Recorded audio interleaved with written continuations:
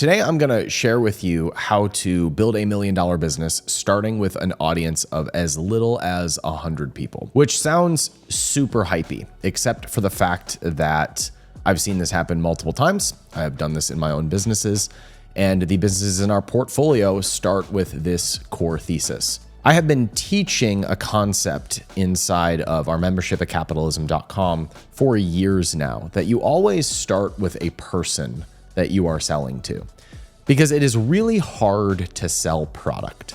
It's really difficult to draw attention to a thing that you want to sell, but it is really easy to talk to people. And when you do that, when you speak to people who will ideally be your best customers and you get them in your control, then building a 7-figure business happens very naturally on the other side of that. But I have discovered that this is a concept that is very difficult to make the switch into, because most entrepreneurs get into this game because they want to make money, because they want to sell stuff.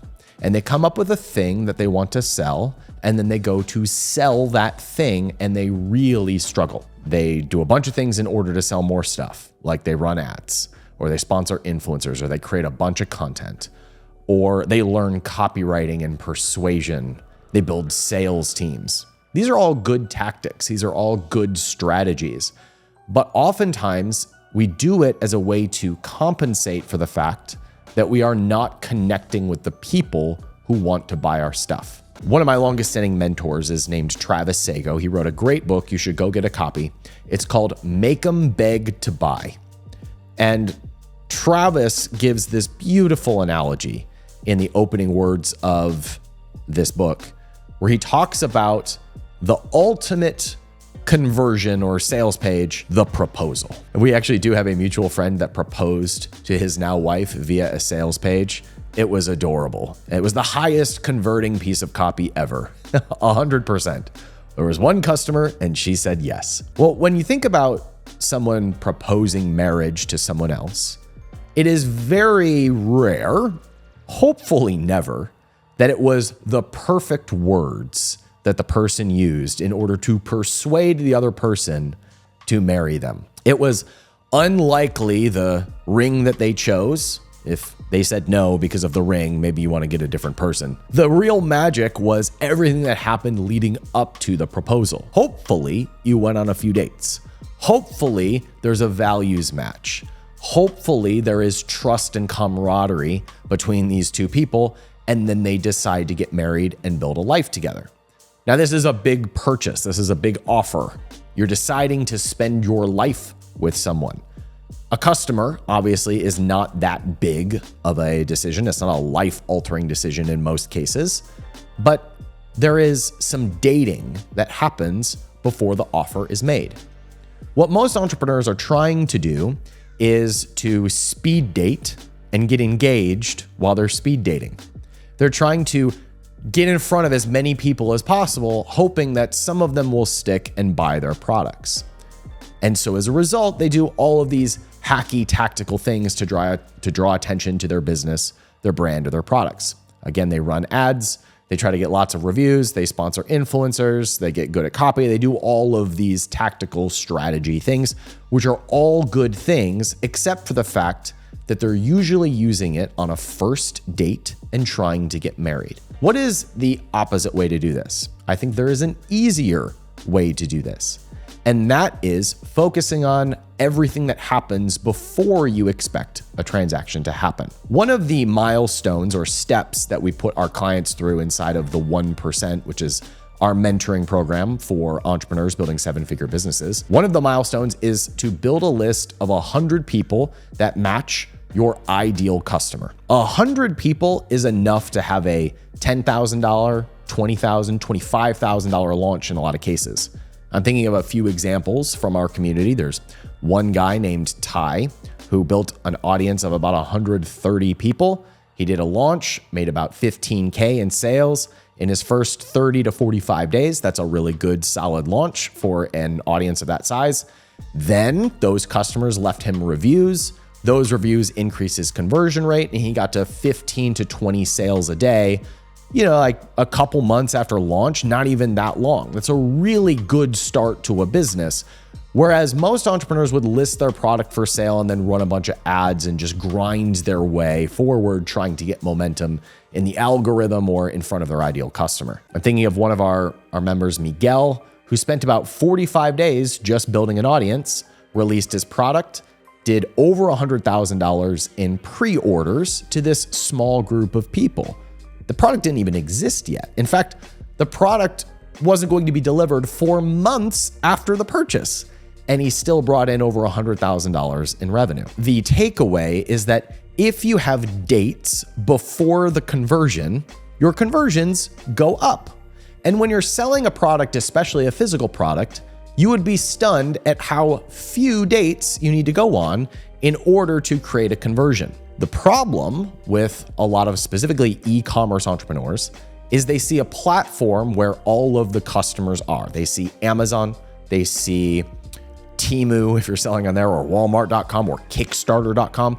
All the customers are here, and I'm trying to extract the people from the platform because I want to make money. I want to make profit. So what most entrepreneurs do is they treat the platform where they're getting their sales like it is this beast. And this beast needs to be fed so that it doesn't eat them. I'm thinking about the entrepreneurs who sell on Amazon, and they're making $1 million a year selling on Amazon, but they're constantly afraid that the Amazon beast is going to turn around and bite them. It's going to eat them. And so they try to avoid the Amazon beast, or they try to throw scraps to the Amazon beast to try and make it happy. But the way that you make the Amazon beast your friend is to feed it its favorite food. And its favorite food is happy customers. And rather than trying to extract the food from the beast, I know no analogy is perfect, but I'm going with it, okay? Instead of trying to steal the Amazon beast's food, we bring it its favorite food in the form of customers that are really happy. And the customers that are the happiest are the ones that decide to buy from you before they ever see your product compared to a competitor's.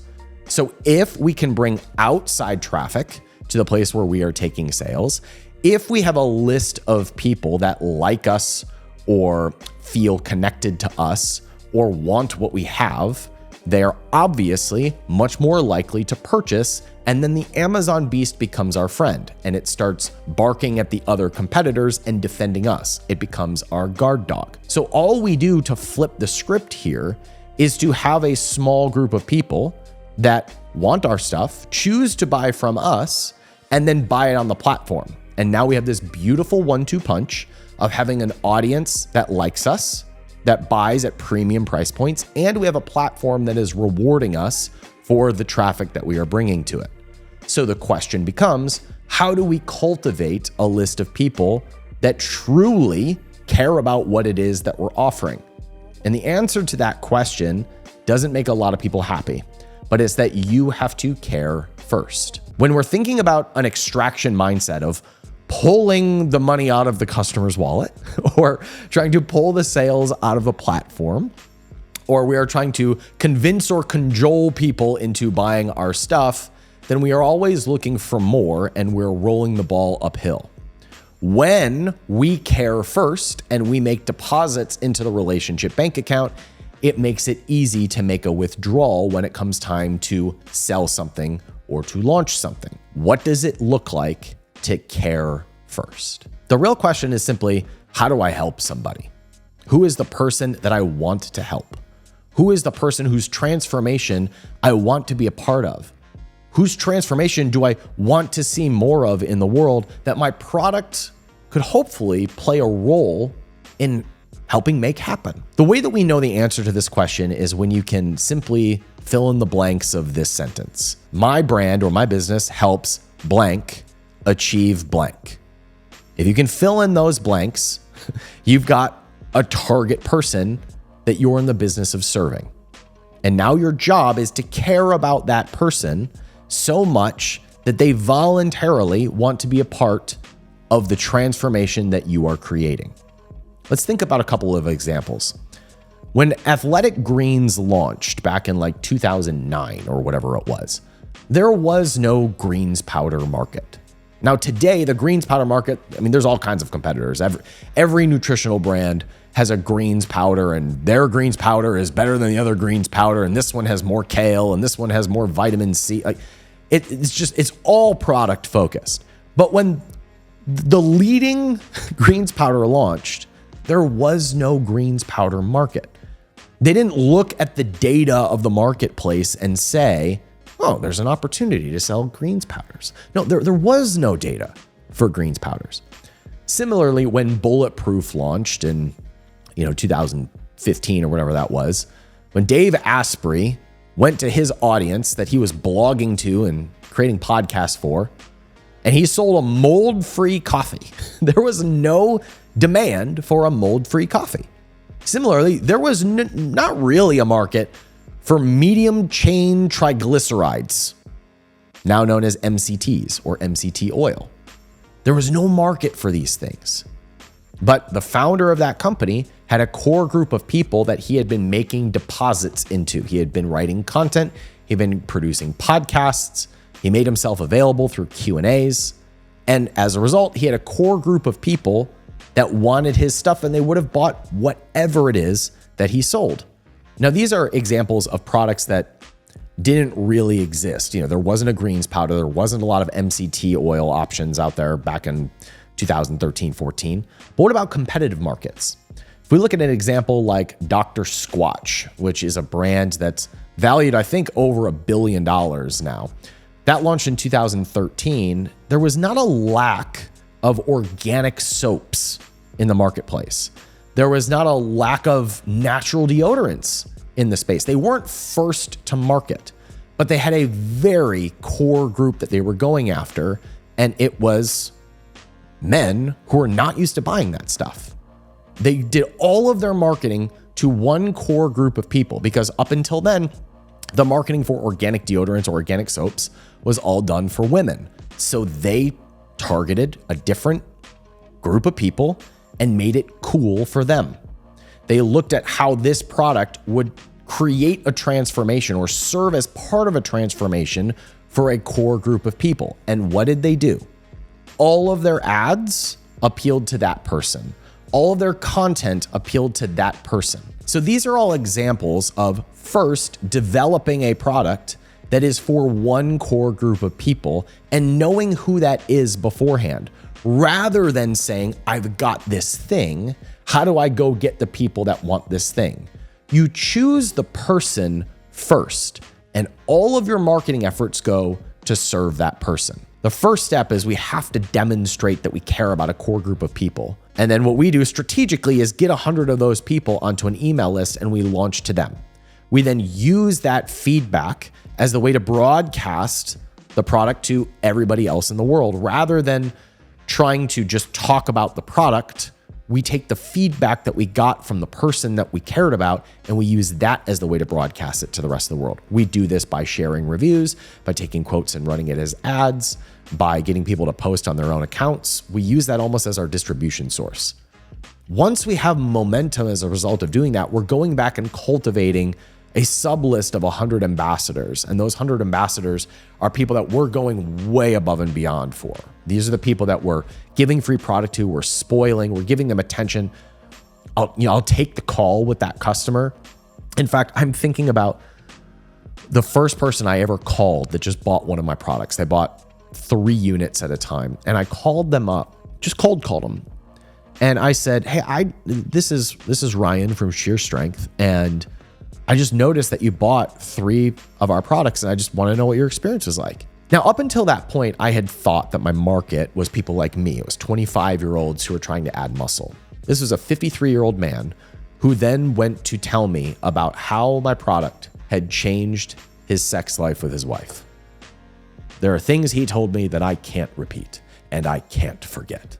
But man, did it change my understanding of my customer. And when I go to a group of people that are now raving fans of a product and I launch the next thing and I overserve that person and ensure that they have an amazing experience, the business changes very rapidly. I have often been labeled as an Amazon guy because I have built businesses and I've sold businesses that took more than 50% of their sales on Amazon.com. And the reality is I know a little bit about Amazon, but I am a marketer that knows how to get in front of people and market to people and bring them to a platform. And marketing is about understanding the journey or the pain points that someone else is having and caring enough and demonstrating that you care enough to the point where there is a connection and there is trust that is built. And as a result of doing that, you build a brand. So at first, this seems harder. It takes a little bit more thought. And at first, it may not work as well. But after a very short period of time, and by a short period of time, I mean like 90 days or so, the compounding returns of this approach crush everybody else. And the good news for those of you who are still here, almost no brands do it. Almost none. I'd be willing to say it's 90% plus brands do not think about customer first. They don't think about audience first or people first. They think about selling more stuff. And if you take this approach, I would be willing to bet that in the medium to long term, meaning over 6 to 12 months, you end up beating almost everybody else. Before we wrap, let me give a couple of housekeeping items for those of you who want to get more involved here at capitalism.com. Our next in-person mastermind is July 21st through the 24th, 2024. If you're watching this or listening to this before then, you want to come hang out in San Diego, shoot an email to join@capitalism.com and we will send you details. Number 2, I am looking to do more in-person meetups through those of you who consume my content. So if there is a group of you in a certain city, I can be very easily persuaded to make an appearance and to meet up somewhere, talk about business, grab dinner together. And if you want to organize a meetup in your city, please shoot an email to me at join@capitalism.com. And finally, for those of you who are brand owners that need to build a better connection with your customers, whether you are starting or whether you're already in business, but you don't have an audience that is responsive, we now have a 90-day experience to help you build that core audience that you can launch to, get reviews from, and build momentum around your brand. If you want to join, get details, same way, shoot me an email at join@capitalism.com and we can let you know if there's any spots available. I'm Ryan Daniel Moran with capitalism.com. Thanks for being here. I'll see you in the next episode. Take care.